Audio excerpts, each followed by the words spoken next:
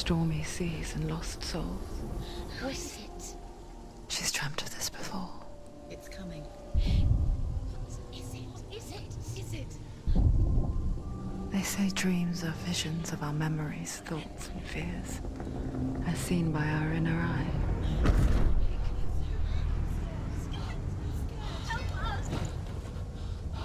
But what if each one of us is always dreaming, even when awake?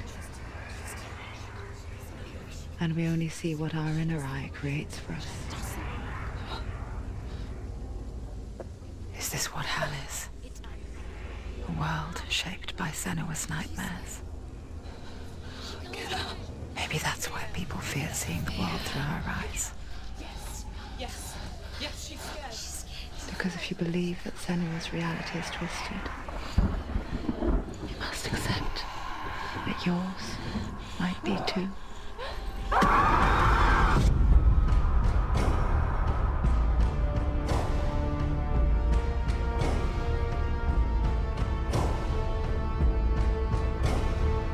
Hellblade: Senua's Sacrifice is a video game about Senua, a Celtic warrior on a vision quest into Viking territory. But what sets our hero Senua apart is that she suffers from severe psychotic mental illness. He knows she's getting closer. He can feel her coming closer. She's getting closer. They're watching. The original idea for Hellblade was to create a classic hero's journey, a journey of suffering, but one where the fantasy world is not another planet or alternate universe, but a world that is constructed in Senua's mind. But to do so would mean putting psychotic mental illness at the center of the experience, a subject that is still considered taboo, and a challenge that was both terrifying and exciting in equal measure. In Hellblade, the starting point was a newly discovered Celtic goddess called Senua in Ashwell, Hertfordshire. When first discovered, her name was thought to be Senua, a name which I liked and kept. I wondered if Senua might have been a Celtic warrior like Boudica who stood up to the Romans. While the Romans had conquered all of Europe, there was a group of Celts up in the furthest reaches of the Roman Empire that could not be conquered, the Picts. And so the Romans built a wall, called Hadrian's Wall, that spans across Britain from sea to sea to keep the Pictish barbarians at bay. The Picts were known for their war paint, painted on with woad, and their matted hair clumped with lime. And so Senua would be a barbarian Pict in this image. What's your name? Senua. I haven't seen you before. I don't live home much. Oh, Zeno's daughter. I have to go. Wait! Orkney is off the coast of Scotland and was inhabited by the Picts, steeped in history and mystery, and so I made Orkney Senua's home and set the stage for a crisis. In the late 8th century, the first Vikings landed on the Orkney Islands. The population of the Picts crashed thereafter, replaced by the Norsemen of the 9th century. Were they wiped out? We don't know for sure, but it would seem likely given the reputation of the Vikings. The Northmen's brutality is legendary. High-ranking leaders and chieftains of the tribes they conquered were often offered as sacrifice to their gods. The most brutal of these sacrifices was known as the Blood Eagle. I imagine Senua as a young female warrior who returns home from exile to find her partner, Dillion, brutally sacrificed to a Norse god by these hellish warriors from a faraway land. I imagine the horror of this moment and how it would have dragged her deep into mental torment.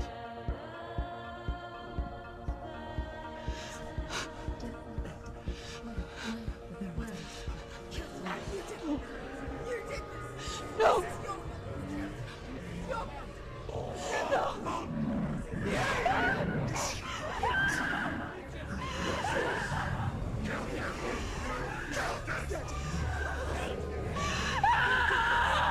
I came to learn that the Celts had a sophisticated and nuanced perspective on the nature of mental disorder.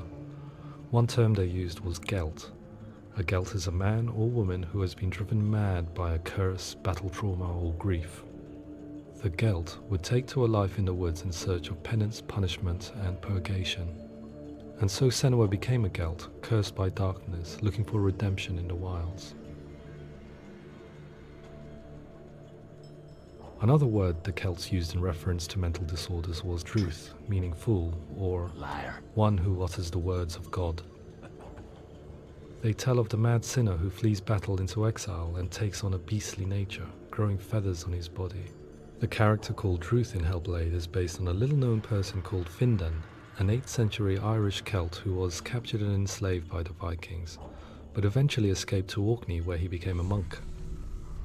I will tell you my stories of hell, if I may walk with you. Upon meeting Senua, it would be his stories that fuel her quest deep into their world of gods. The Northmen say the world will come to an end.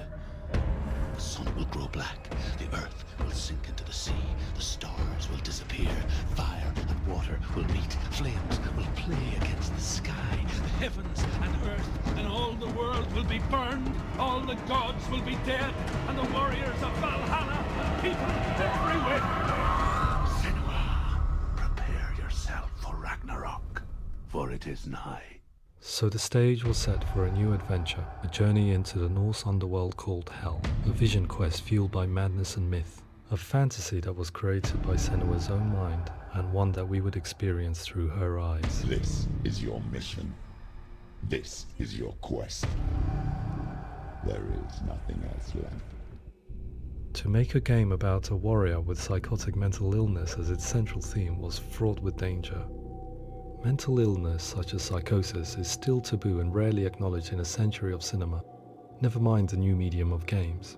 Where it does feature, it often conflates psychosis and psychopathy associated with a lack of empathy. It is unfortunate that these two words sound so similar that they are used interchangeably in media. I must admit that I didn't have to look very far to discover my own ignorance of the subject. So we reached out to Paul Fletcher, psychiatrist and professor of health neuroscience at University of Cambridge. Psychosis is a descriptive term, and it refers to having a loss of contact with objective reality. So it's characterized by two main sets of symptoms. One of them is hallucinations, where somebody experiences perceptions when there is no actual objective thing out there to perceive. You're already dead. Who are you? And the other is delusions, where somebody comes to very often bizarre, unpleasant, frightening beliefs when there's no good evidence in favor of them. There's no doubt about it. The source of the darkness is in Helheim. And the goddess Hela holds his soul there. We reached out to Welcome, a biomedical research charity that spends billions on research and awareness programs aimed at improving health. Mental health hasn't always been presented in the media in a way that is particularly helpful.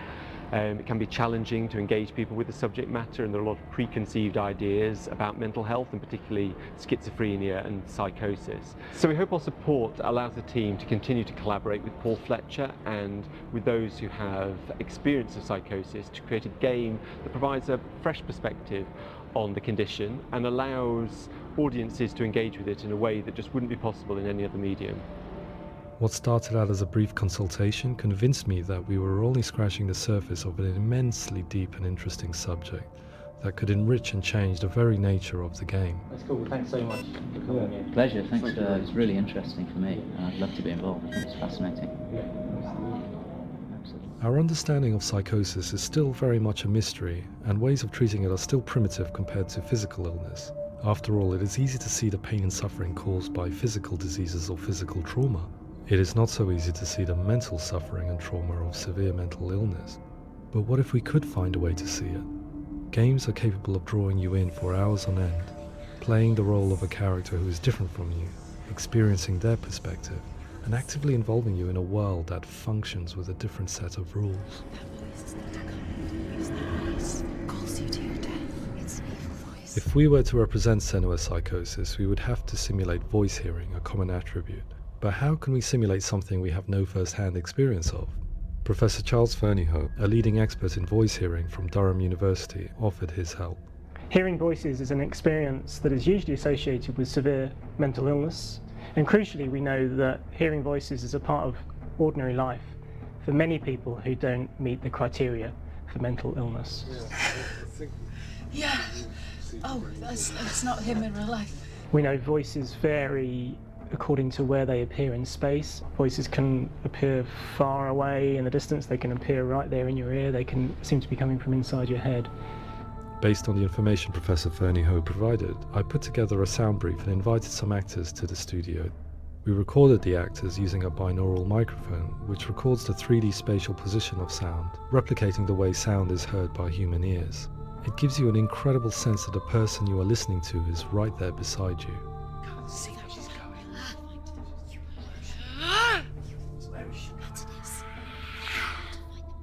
Rachel Waddingham from the Voice Collective came to our studio with 2 young voice hearers to speak to our team. We talked at length about their experiences and they listened to our tests, giving us feedback on how we could improve on it. Everyone hates her. She's cursed. It's very hard to represent what this experience is like, partly because it's such a personal, intense, emotional experience.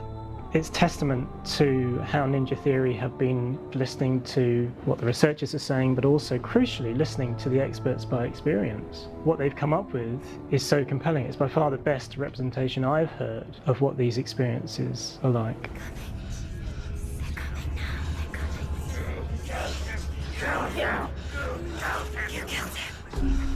Other common attributes of psychosis are visions and flashbacks. We met with Recovery College East, who work with and care for people recovering from severe mental disorders. A group of service users gave us their first-hand account of what they experience. Sometimes when the visions or what we're seeing is too much, it becomes more difficult until eventually we perhaps don't see anything. The people we spoke to, the stories they told, were fascinating, harrowing and mind-boggling. The reality of what people experienced was vivid, far exceeding what I could possibly have imagined. We went away itching to represent some of these visions and flashbacks in the game. As we all know, my heart is so, love is so far away. Don't you know how I wanna feel deeper? I could never know how you grow, all these days are killing me. Now I see deep in me insanity does unfold. I just wanna feel deeper, deeper. I just wanna feel deeper, deeper.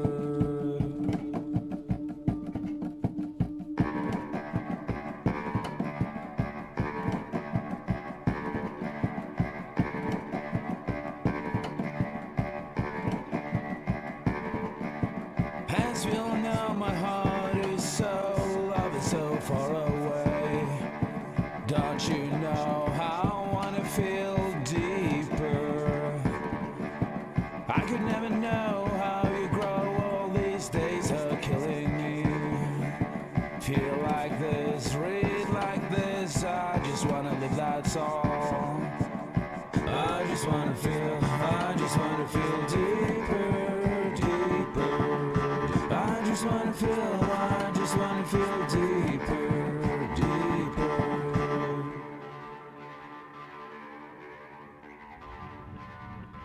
To refine our work, we continue to hold meetings with Recovery College East over the course of a year and a half, showing them what we had achieved so far and refining the in-game representations based on their feedback.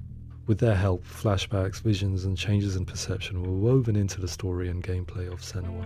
The students that are involved in this project are incredibly excited about being involved. They have described the experience as being important because it values their lived experience and shows that despite what we have been through, all of that experience becomes valid, that actually it's something that we should all be talking about. The experiences described range from beautiful to frightening beyond comprehension. I heard of a girl who has to live with an angry voice screaming at her, slamming on her doors and walls 24 hours a day. I met someone who would often see hanging corpses in a room, so real that she would sometimes try to rescue them.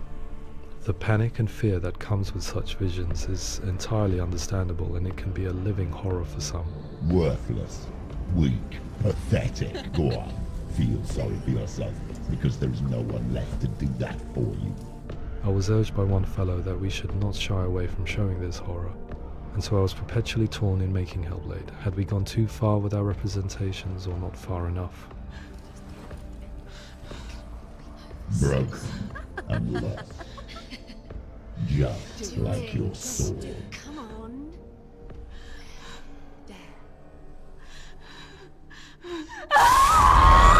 In some ways, voice hearing and visions were the low-hanging fruit, so to speak. There's another aspect of psychosis that is much harder to explain, but one that I think video games are uniquely able to represent, which are often called delusions. People begin to see patterns in the world. They begin to link things that most people wouldn't link. Most of the things that we might think would be coincidence or, not worth commenting on. Nevertheless, that might have a particular salience or importance for them. One individual described how everyday words, sounds, colours and objects were steeped in meaning to him, forming a strange and sinister puzzle that he was determined to solve but could not quite get to the bottom of. It's not just brain dysfunction. It's not like the system shut down. It's actually an incredibly creative process. The person creates a world populated with voices and phantasms and terrors, and they're completely immersed in it. They believe in it. We often invite people into the studio to play the game. In one of our playtests, they played through much of the game, making associations between runes, secret messages, and the threat of darkness that stalked them. There are many things that happen in the world of Hellblade that make perfect sense within the context of Senua's mind.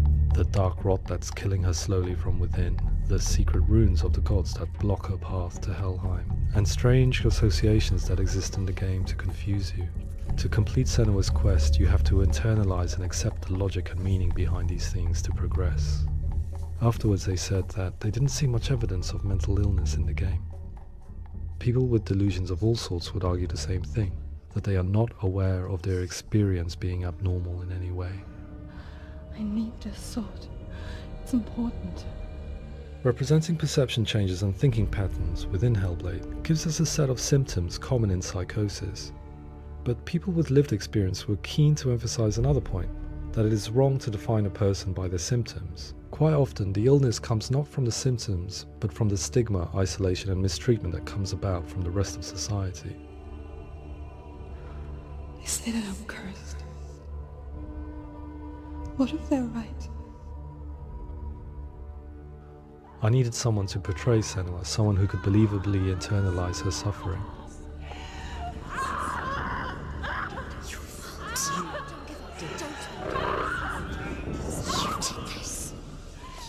Melina Jurgens, our video editor, had been a stand-in for Senua over a few months while we perfected our motion capture techniques. Without realizing it, she had already auditioned for the role, and I knew her well enough to know that I didn't have to teach her to act, but to relive her own internal pain. As often is the case, those who have suffered mental anguish are never far from us.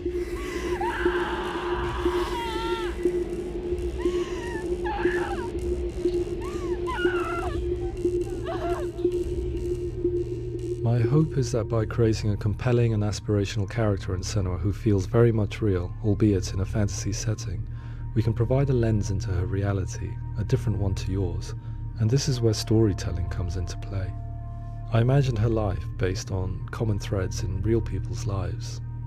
She was always prone to psychosis as a child. Her mother Galina also heard voices and had visions, so perhaps there was a genetic aspect. Or perhaps it was cultural, as she lived within a world without science, of gods and a superstition, as exemplified by her druid father Zimbal. Psychosis developed in her late teens to early 20s and was exacerbated by stigma and isolation at the hands of the clansmen and her father. This darkness. It's spreading.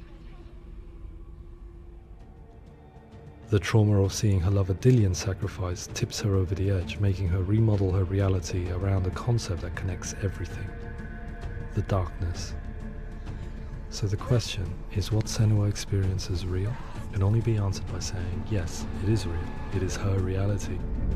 All of her suffering will have been for nothing. It's just a matter of time. Towards the end of the project, service users and professionals that had collaborated with us were invited to see the near-final game. It was a chance to see if the game had reflected their views or if it had misrepresented them. For me, being involved in especially developing Senua's character has been really important, and being able to bring in my perspective and what I see and what I hear and having that built into the game has been a real privilege. It's gritty and it's meaty, and there are some tough subjects in there that are being tackled with honesty.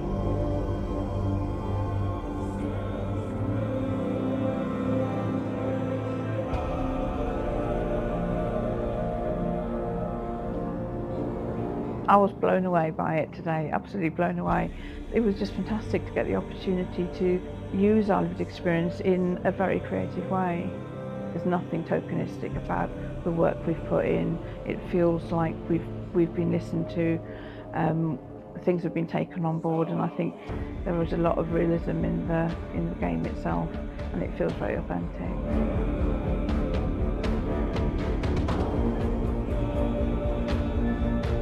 Hellblade will give people a good experience of what it's like to hear voices and have those experiences.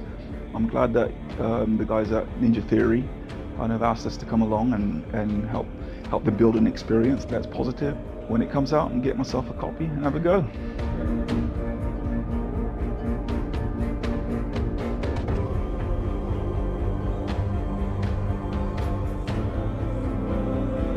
I think all the way through I was really inspired by how the conversations have translated into the game in a way that I think I didn't imagine was possible. So wonderful, really wonderful.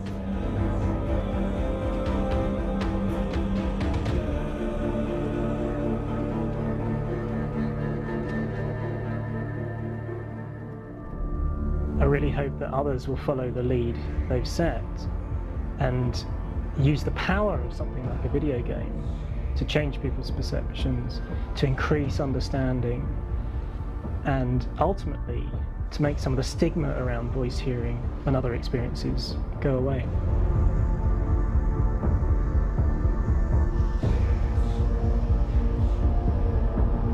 For me, it was really exciting to see something that I explore scientifically being represented so beautifully in a character who's trying to penetrate the mysteries of the environment in which they've been placed, with all of this strange uncertainty and noise and conflicting information that they're getting. I'm very excited by this way of trying to represent mental illness, because I think it actually might be offering us insights that we wouldn't get from pure scientific explorations, and actually giving us quite an empathic view of what it might be like.